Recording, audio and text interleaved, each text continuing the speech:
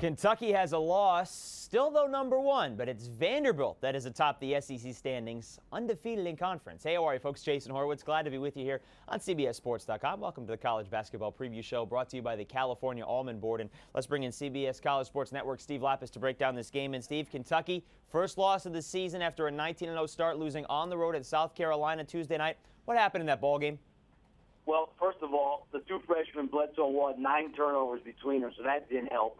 They also got too much of Devin Downey, who had 30 points, even though he went 9 for 29. But as John Calipari said, they got really out-hustled on the glass.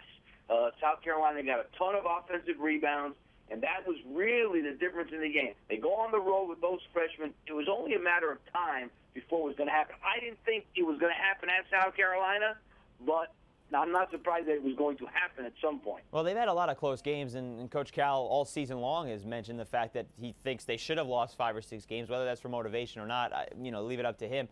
But, Steve, you've got 3 freshmen as your leading scorers, John Wall and DeMarcus Cousins and Eric Bledsoe.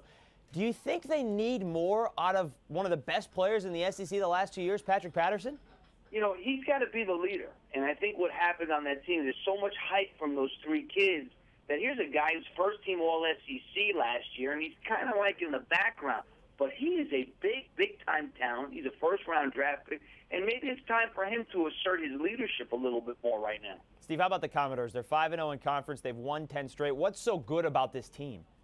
They are a team. Kevin Stallings is a tremendous basketball coach, first of all. They run that motion offense as good as anybody in the country, and they're a very good three-point shooting team, at 36%, but he's had better ones. But this team just plays so well together, and Jeffrey Taylor has made a real difference because he gives them another guy that goes around the basket, a good rebounder, an inside player, and he kind of really complements A.J. Ogilvy. Well, you mentioned A.J. Ogilvy, and people that will remember Vanderbilt from a couple of years ago, that'll be the name that people remember. He had that great freshman year. He's a big guy, but do you think he can handle what DeMarcus Cousins is doing right now? Well, DeMarcus Cousins, he's another pro, and he's a guy averaging 15 points, almost 10 rebounds in 20 minutes a game. It's like unheard of. But he's going to have his hands, because A.J. Ogilvy is a foreign kid. He's kind of a savvy guy, and that'll be a very, very interesting matchup. The veteran player there for Vanderbilt, we'll see what he can do in that game, because he doesn't give away size to many people, but there isn't anybody in the SEC that's going to have the size on DeMarcus Cousins, so that'll be fun to watch on Saturday. Steve, who are you picking for the winner? Oh, I think Kentucky.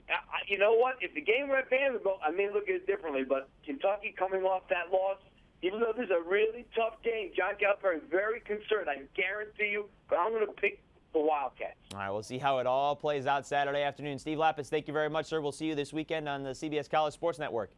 Thank you. All right, folks, for more on this game, keep it right here with CBSSports.com. That'll do it for the College Basketball Preview Show, brought to you by the California Almond Board.